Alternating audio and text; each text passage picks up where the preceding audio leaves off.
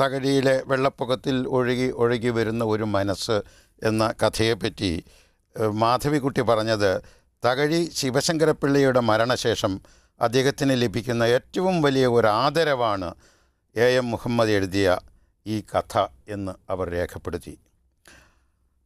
അങ്ങ് ആ കഥയിൽ തകഴി ശിവശങ്കരപ്പിള്ളയെ ആദ്യമായി അവതരിപ്പിക്കുന്ന ഒരു രംഗം അങ്ങേയറ്റം ഭാസുരമായ ഒരു രചനാക്രമമായി തോന്നി. അതായത് ആ ബാലൻ തൻ്റെ ഉപ്പയോടൊപ്പം അല്ലെങ്കിൽ ബാപ്പയോടൊപ്പം ബസ്സിൽ സഞ്ചരിക്കുന്നു. ബാപ്പയാണ് പറഞ്ഞത് തകഴിയെപ്പറ്റി ഇങ്ങനെയൊരു കഥ എഴുതിയിട്ടുണ്ട്, താൻ വായിക്കണം എന്നൊക്കെ. ബാപ്പയുടെ തുകൽ സഞ്ചിക്കിടയിലൂടെ ശങ്കരമംഗലം വീട്ടിൻ്റെ മതിലിനിടയിലൂടെ ആ മാവിൻ ചൂട്ടിലിരിക്കുന്ന ചാരുകസേലിലിരിക്കുന്ന തകഴിയെ ആ ബാലൻ കണ്ടു എന്നങ്ങ് എഴുതിയപ്പോൾ യഥാർത്ഥത്തിൽ എനിക്ക് രോമാഞ്ചമുണ്ട്. ഞാനത് തുറന്നു പറയുകയാണ്, പറയാതിരിക്കുന്നതാണ് തെറ്റ്. അപ്പോൾ അത്ര മനോഹരമായി നമ്മുടെ എക്കാലത്തെയും മഹാനായ ഒരു എഴുത്തുകാരനെ തൻ്റെ കഥയിലേക്ക് കൊണ്ടുവരുന്നു എന്നുള്ളതിൻ്റെ അങ്ങ് എത്രത്തോളം ഹൃദയത്തിൽ തട്ടിയാണത് എഴുതിയത് എന്നുള്ളത്. ഈ കഥ പ്രസിദ്ധീകരിച്ചു വന്നത് മാതൃഭൂമി ആഴ്ചപ്പതിപ്പിലാണ്. അത് കഴിഞ്ഞ് DC ബുക്സ് പ്രസിദ്ധീകരിക്കുകയും ചെയ്തു പുസ്തകമായിട്ട്. കഥ നല്ല രീതിയിൽ വായിക്കപ്പെട്ടു. ഒരുപാട് ആളുകൾ, ഡി പത്മനാഭൻ എൻ്റെ കഥകളിൽ ഏറ്റവും ഇഷ്ടപ്പെട്ട കഥ ഇപ്പോഴും അദ്ദേഹം പറയുന്നത് തകഴിയിലെ വെള്ളപ്പൊക്കത്തിൽ നിന്നുള്ള കഥയാണെന്നാണ്. കാരണം അത് വളരെ ജൈവപരമായ ഒരു അവസ്ഥയായിരുന്നു എന്നെ സംബന്ധിച്ചിടത്തോളം. ഈ കഥ ഞാൻ ഒരു ദിവസം കൊണ്ട് എഴുതിയതാണ്. കാരണം എൻ്റെ ബാല്യം എന്ന് പറഞ്ഞാൽ എൻ്റെ ഒരു 3 വയസ്സ് മുതൽ ഏതാണ്ട് ഒരു 10-11 വയസ്സ് വരെ ഞാൻ ജീവിച്ചത് തകഴിയിലാണ്. എൻ്റെ പിതാവിന് അവിടെ ജോലിയായിരുന്നു. അപ്പോൾ ഞാൻ എൻ്റെ പിതാവിനോടൊപ്പം ഈ തകഴിയുടെ അടുത്ത പ്രദേശമായ കുന്നുമ്മ ഗ്രാമത്തിലാണ് ഞാൻ താമസിക്കുന്നത്. അവിടെ നിന്നും വള്ളത്തിൽ മാത്രമേ തകഴി എവിടെയും യാത്ര ചെയ്യാൻ പറ്റുള്ളൂ. അപ്പോൾ ബസ് കിട്ടണമെങ്കിൽ തകഴിയിലെത്തണം. തകഴി ജംഗ്ഷനിലാണ് ഈ പറയുന്ന ശിവശങ്കരപ്പിള്ളയുടെ വീടും കാര്യങ്ങളുമൊക്കെ. അപ്പോൾ ഈ പോകുന്ന വഴിയിലെല്ലാം സാധാരണ ഇദ്ദേഹത്തെ ഒരു സാധാരണ കർഷകൻ്റെ വേഷത്തിൽ നമ്മൾ കാണാറുണ്ട്. ചില സമയത്ത് അദ്ദേഹം ഷർട്ടേ ഉപയോഗിക്കാറില്ല, ഒരു ഒറ്റമുണ്ടുടുത്ത് അല്ലെങ്കിൽ ചിലപ്പോൾ ഒരു തോർത്തുടുത്തിട്ടായിരിക്കും വരമ്പത്ത് നിൽക്കുന്നത്. അപ്പോൾ ഇദ്ദേഹത്തെ ചൂണ്ടിക്കൊണ്ട് എൻ്റെ പിതാവ് പറഞ്ഞു, ഇത് ലോകം മുഴുവനും അറിയുന്ന ഒരു എഴുത്തുകാരനാണ്. അപ്പോൾ ഈ എഴുത്തുകാരൻ എന്താണ്? എൻ്റെ പാരമ്പര്യത്തിൽ ഞാനൊരു സാഹിത്യ പാരമ്പര്യമേ ഉള്ളയാളല്ല എന്നെ സംബന്ധിച്ചിടത്തോളം. അപ്പോൾ എനിക്ക് തോന്നുന്നു ആ ബാല്യകാലത്തൊരു വിഗ്രഹം പോലെ എൻ്റെ ഉള്ളിൽ കടന്നുകൂടിയ എഴുത്തുകാരൻ എന്ന ഒരു ശില്പമായിരിക്കണം എന്നെ എഴുത്തുകാരനാക്കി മാറ്റിയത്. അപ്പോഴന്ന് മുതൽ എൻ്റെ മനസ്സിൽ ജീവിക്കുന്ന ഈ ഒരു സന്ദർഭങ്ങൾ, അങ്ങനെ തകഴിയിലെ വെള്ളപ്പൊക്കത്തിൽ എന്ന് പറയുന്ന കഥ വായിക്കണമെന്ന് എൻ്റെ പിതാവ് എന്നോട് പറയുകയും ഈ അരയൻപറമ്പൻ എന്ന് പറയുന്ന എന്നേക്കാൾ സീനിയറായ അന്നത്തെ 10ാം ക്ലാസ്സുകാരനായ ചെറുപ്പക്കാരൻ ഈ പുസ്തകം എനിക്ക് കൊണ്ട് തരികയും അത് വായിച്ചപ്പോൾ എൻ്റെ കൺമുന്നിൽ ഞാൻ താമസിക്കുന്ന വീടിൻ്റെ ചവിട്ടുപടിയിൽ വന്ന് അകത്തേക്ക് വെള്ളം തുളുമ്പി തുളുമ്പി തുളുമ്പി നിൽക്കുന്ന വെള്ളപ്പൊക്കങ്ങളാണ് ഞാൻ കാണുന്നത് തകഴിയിൽ, ഓരോ കൊല്ലവും കാണുന്നത്. ആ വെള്ളപ്പൊക്കത്തിൻ്റെ അവസ്ഥയിലേക്കെല്ലാം ഈ കഥാപാത്രം, ആ കഥയിലെ നായും അതിലെ കട്ടുറുമ്പിൻ്റെ കൂടും എല്ലാം എന്നെ വലിച്ചുകൊണ്ട് പോകുന്ന, എൻ്റെ ബാലമനസ്സിനെ വലിച്ചുകൊണ്ട് പോകുന്ന ഉണ്ടായതോടുകൂടി എൻ്റെ മുന്നിൽ അങ്ങ് രൂപപ്പെടുകയാണ് ചെയ്തത്.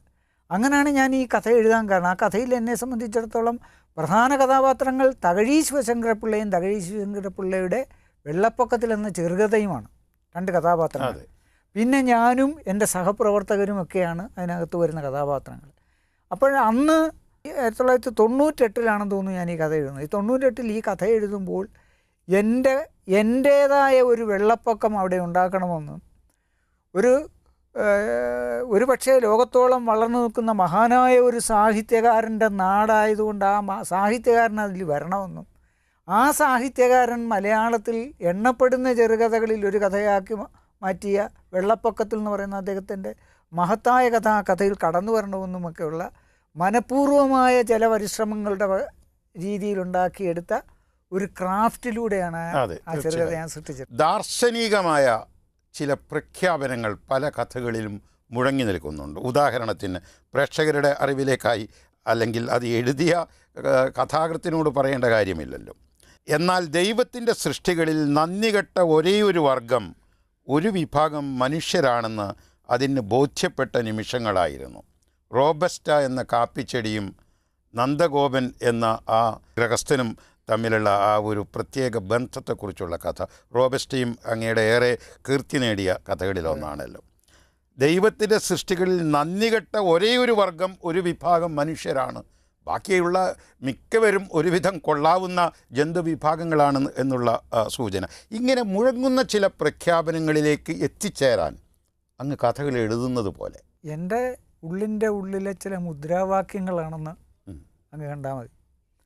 ഉദാഹരണത്തിന് കാഫി ബോർഡിലെ ഉദ്യോഗസ്ഥന്മാർ ആ കാപ്പിച്ചെടിയുടെ ചുവട്ടിൽ വന്നിരുന്ന് വർത്തമാനം പറയുമ്പോൾ ആ കാപ്പിക്കുണ്ടാകുന്ന ദുഃഖം, നന്ദഗോപൻ നായർക്കുണ്ടായ ദുഃഖം ഇവർക്കുണ്ടാവില്ല, കാരണം ഇവർ കർഷകരല്ലല്ലോ എന്ന് ആ കാപ്പിച്ചെടി പറയുന്ന ഒരു രംഗം ഞാൻ അതിനകത്ത് എഴുതിയിട്ടുണ്ട്. അത് എൻ്റെ ഉള്ളിൻ്റെ ഉള്ളിൽ ഒരു മുദ്രാവാക്യമാണത്. സമൂഹത്തിൽ നിന്ന് ഞാൻ ആവാഹിച്ചെടുത്ത ഒരു വലിയ തിരിച്ചറിവിൻ്റെ ഒരു മുദ്രാവാക്യമായിരുന്നു സത്യത്തിൽ ആ കഥയിലൂടെ ഞാനത് പറഞ്ഞത്. അത് അച്ചടിച്ചു വന്ന മാതൃഭൂമി ആഴ്ചപ്പതിപ്പിൽ അത് അച്ചടിച്ചു വന്നതിൻ്റെ പിറ്റേ ആഴ്ചത്തെ എം കൃഷ്ണൻ നായരുടെ സാഹിത്യ വാരവലത്തിൽ അദ്ദേഹം അതെടുത്ത് എഴുതി എന്നുള്ളതാണ്. സത്യത്തിൽ ഞാൻ അന്ന് വളരെ തൃപ്തനായി. കാരണം അത്രത്തോളം എൻ്റെ മനസ്സിലുണ്ടായിരുന്ന ആ ഒരു പ്രതിഷേധത്തിൻ്റെ ധ്വനി. ഞാനന്ന് അബുദാബിയിലാണ് ഉള്ളത്. ആ സന്ദർഭം കൂടെ ഞാനിവിടെ പറയേണ്ട അത്യാവശ്യമാണ്. ഞാൻ അബുദാബിയിലുള്ളപ്പോൾ അബുദാബി ഇന്ത്യ സോഷ്യൽ സെൻറ്റർ എന്ന് പറയുന്ന സ്ഥാപനത്തിൽ വെച്ചിട്ട് നമ്മുടെ മുരളീധരന് ഒരു സ്വീകരണം കൊടുത്തു. അന്ന് അദ്ദേഹം KPCC പ്രസിഡൻ്റായിരുന്നു. മുരളീധരൻ അവിടെ പ്രസംഗിച്ചത് വയനാട്ടിലെ കാപ്പി കൃഷിക്കാരുടെ ദുര്യോഗത്തെക്കുറിച്ചാണ്, കർഷകരുടെ ആത്മഹത്യയെക്കുറിച്ചാണ്, കാപ്പിക്കുരുവിന് ഉണ്ടായ ഭയങ്കരമായ വിലയിടിവിനെ കുറിച്ചാണ് അദ്ദേഹം അവിടെ പ്രസംഗിച്ചത്. ഇതെന്നെ വല്ലാതെ സ്ട്രൈക്ക് ചെയ്തു. അങ്ങ് അല്പം മുമ്പ് ചോദിച്ചല്ലോ, ഓരോ കഥകൾ എഴുതുന്നുണ്ടാകുന്ന സന്ദർഭം എങ്ങനെ ഉണ്ടാകും. ഈ മുരളീധരൻ്റെ പ്രസംഗം കേട്ട്, മുരളീധരൻ ഒരു സാധാരണ പ്രസംഗിച്ചു എന്നുള്ളതേ ഉള്ളൂ. അതെൻ്റെ മനസ്സിൽ കൊണ്ടിട്ട് ഞാൻ എൻ്റെ വീട്ടിൽ പോയിരുന്ന് അന്ന് രാത്രിയിൽ എഴുതിയ കഥയാണ് റോബസ്റ്റ എന്ന് പറയുന്നത്. ഒരു പക്ഷേ ഇന്നുവരെയുള്ള പുറമേയുള്ള അഭിപ്രായത്തിൽ എൻ്റെ ഏറ്റവും നല്ല കഥയെന്ന് എല്ലാവരും വിശേഷിപ്പിക്കുന്ന അതെ, തീർച്ചയായും ശ്രീ എം കൃഷ്ണൻ നായർ പറഞ്ഞത് അദ്ദേഹം വളരെ കർശനക്കാരനായ ഒരു ആസ്വാദകനായിരുന്നല്ലോ. പ്രേക്ഷകരോട് പറയട്ടെ, അതായത് ഞാനിങ്ങനെ ചൂണ്ടയിടുന്നത് വലിയ മത്സ്യങ്ങൾ കൊത്തുമെന്നുള്ള പ്രതീക്ഷയിലാണ്. പക്ഷേ എപ്പോഴും കൊത്തിക്കൊണ്ടിരിക്കുന്നത് വളരെ നിസ്സാരമായ മത്സ്യങ്ങളാണ്.